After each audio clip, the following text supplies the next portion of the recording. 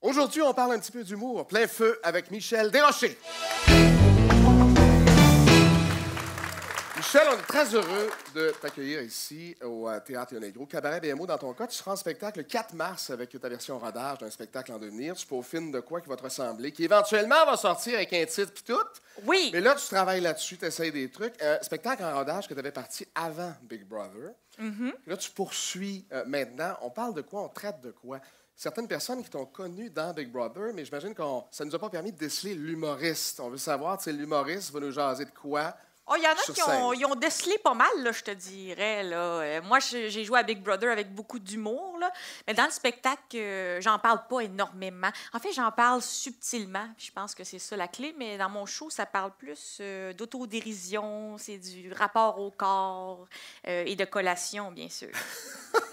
Mais de l'autodérision, ça t'en prenait pour faire Big Brother. Ça en prend un petit peu. Il ne faut pas se prendre au sérieux pour aller là. Moi, c'est dans mes valeurs d'humoriste de ne pas se prendre au sérieux. Je pense que ça fait partie du métier. T'sais, on est là à niaiser tout le monde. Il faut bien prendre une petite seconde pour se niaiser parfois, là.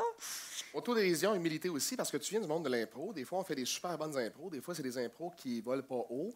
Fait que ça te prend un peu de tout ça pour te faire un style. Exact. Je pense que ça vient de l'impro aussi. Les blagues, on les essaye. Il y en a qui marchent, il y en a qui ne marchent pas. C'est sûr qu'en humour, mettons, c'est pas comme la poterie. Donc, on montre aux gens le processus. Si je faisais de la poterie, je ne montrerais pas des demi-pots.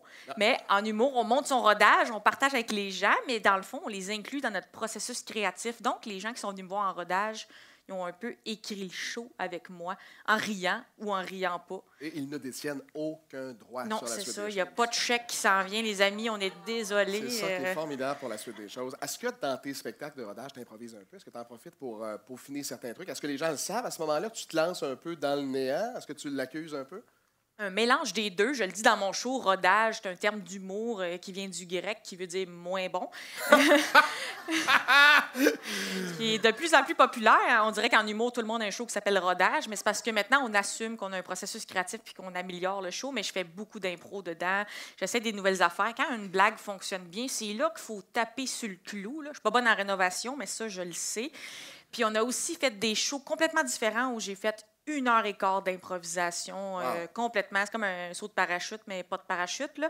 Puis ça le nourrit le spectacle énormément parce que ce que j'aime, c'est la spontanéité. Autant je fais un métier de répéteur, autant j'aime des blagues qui sont nées dans le moment, dans le vif du moment présent. Tu parles d'1h15 d'impro. Pour certaines personnes, c'est un vertige total. Moi, je me rappelle, là je vais parler d'anecdotes ancestrales. Tu sais, un Jean-Marc Parent qui peut te faire un 24 heures d'impro sans arrêt. Tu as un Michel Courtemanche qui a fait 15 minutes, qui s'est effondré sur scène parce qu'il n'était pas capable de faire ça. Je ne peux pas dire que c'était pas un bon humoriste, mais il était pas capable de faire ça. Toi, avant de partir vers 1h15 d'impro assumé, c'est su. Les gens viennent te voir improviser. As-tu un vertige un peu? Pas autant qu'on aurait pensé. Mais c'est drôle, tu dis c'est des vieilles anecdotes. Tout le long de la semaine, je pensais à Jean-Marc Parent. J'étais comme, je vais être Parent ou je vais être Courtemanche? Surprise! Puis finalement, non, ça me fait pas peur du tout. Puis c'est juste le type de personnalité. Ils ont fait des études, puis il y a des gens qui ont plus peur de parler devant le monde que de la mort. Mais apparemment, moi, je préfère parler devant le monde. Ça s'est passé super bien. Même des fois... Ça marche mieux que mon matériel écrit et travaillé, là. Mais as-tu des mots? Est-ce que tu te donnes une certaine balise avant de partir à ton improvisation? Ouais, là, je m'étais mis des paniers avec des trucs que je pigeais, des idées que j'avais dit, ça, peut-être c'était un peu drôle, ou pas pantoute, ou beaucoup, puis on le vivait ensemble. Mais dans le spectacle de rodage, là, il n'y a pas de panier, il n'y a pas de pigeage, on est sur à peu près 1h20 de matériel travaillé, puis ça écrit un peu toute une histoire, comme c'est un premier spectacle, on va de mes origines à faire le métier que je rêvais de faire, tout ça avec énormément... Tu viens d'interpeller avec origine. Ouais. Quelles sont tes origines, Michel? Oh, absolument plate, blanche québécoise. Là. Okay. Je parlais plus d'où je viens puis de l'improvisation. Okay. Là. Mon Dieu, surprise, je viens du Congo. ça c'est un show surprenant. Hein? Il y a des tambours, beaucoup du feu, énormément. Oui, effectivement. Non, je parle de... Premier show, c'est souvent un show de présentation, c'est un CV. C'est ça que j'essaie de dire, oui. C'est une carte de visite, hein, de dire « moi, je suis grand, moi, je suis gros, je parle vite, je parle lent. » Moi, je pense que je suis surtout authentique. Et au fond, je suis une petite madame dans un corps de 27 ans. C'est comme une voix intérieure, c'est la boomer interne dans mon corps. Elle s'appelle Diane, elle fait « Ah! » Tu parles de ta visibilité. On ne peut pas ne pas parler de Big Brother célébrité. Il y a certaines personnes qui ne veulent pas faire ça pour plein de raisons. Toi, tu l'as peut-être fait dans le but de te faire connaître. En fait, pourquoi? Ça a été quoi la motivation de départ d'accepter ça? Moi, je viens de l'impro, puis à l'impro, il y a une règle, tu dis toujours oui. Fait que là, ils m'ont appelé, puis j'ai dit oui. Puis là, dans le jeu, ils m'ont dit non, fais-tu des alliances? Puis là, je disais oui. On t'a dit oui vite en J'ai dit oui à tout, puis même j'en ai parti des alliances, là. J'étais folle du jeu. Moi, j'aime les jeux, puis j'aime l'humour, puis je voyais une belle occasion là, dans le confessionnal là, de commenter le jeu, puis d'aller faire des blagues. Et donc, pour moi, c'est la passion du jeu, la compétitivité qui m'a attirée là-bas, puis la possibilité de faire des jokes. Et c'est un choix audacieux, parce que pour certaines personnes, ça peut le réussir. Comme toi, tu es sortie de là relativement gagnante. Tu n'as pas gagné, mais tu as eu un beau match. C'est ça, je suis la perdante qui a le plus gagné. Tu as diverti les gens beaucoup. Ouais. Est-ce que tu avais quand même une crainte par rapport à ça? Non, parce que moi, même quand je bois 3 verres de vin, je dis pas de niaiserie. Fait que j'avais comme pas peur de... J'avais pas peur de découvrir un démon. Même ce qui est sorti dans l'émission, là, le côté magouilleuse et émotive, là, moi, je l'assume à 100%. Je suis quelqu'un qui a joué au jeu. Puis le côté, la sensibilité qu'on a vue, c'est 100% moi. Donc, quand j'ai vu les émissions, là, j'ai pas été surprise de « Ah, je suis le personnage que je m'attendais pas à être ». J'ai dit « Ah, ça, c'est ma tante Mitch qui pète une coche. » OK. Ça m'allait, moi. Tu étais raccord avec ma tante Mitch, mais quand tu as écouté les émissions, est-ce que certains joueurs avec qui tu as été un peu, tu as été du moins surprise de leur jeu dans ton dos?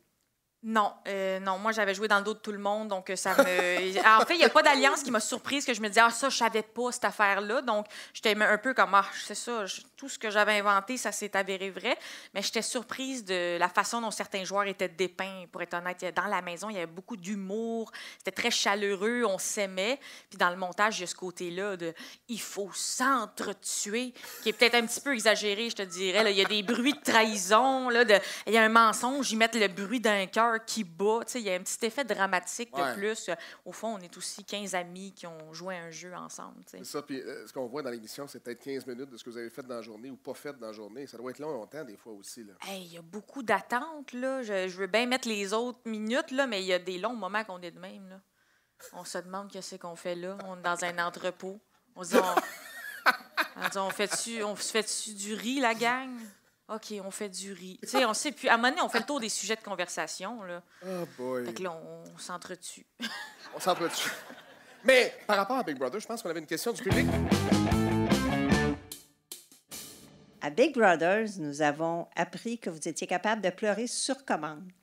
Seriez-vous en mesure d'être triste maintenant? Mais non, non. Bout de vierge, Michel. C'était de la frime. Mais exact, c'était de la frime. C'est fou parce que l'histoire est qu'on a dit que c'était de la frime quand je pleurais, puis ça aussi, c'était de la frime. Mais dans la vie, j'ai beaucoup de larmes. Il y a toujours une raison, mais des fois, tu l'adaptes. Comme quand tu pognes une étiquette, là. Hein? Tu dis... Monsieur l'agent, c'est un mélange de ça. Big Brother démystifié par Michel Desrochers. Merci voilà, beaucoup, c'est la vérité. Michel. Elle sera en spectacle le 4 mars au cabaret BMO. Michel Desrochers qui est avec nous ce soir.